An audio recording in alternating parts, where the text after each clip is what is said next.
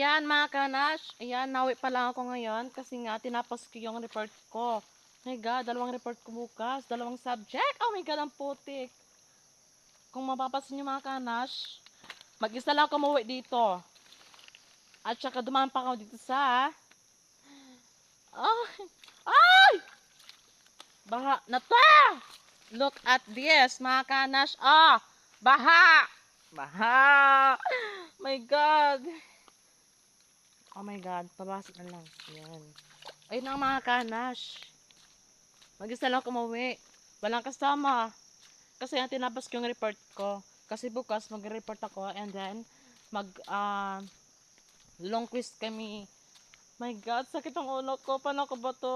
Ayan na, oh my God. Siguro mama, tutulog ako nito mamayang siguro mga madaling araw na. Kasi magre-review pa ako. Tsaka aaralin ko pa yung report ko para bukas. Oh my God, please help me. Oh my God, nakaka-stress siya.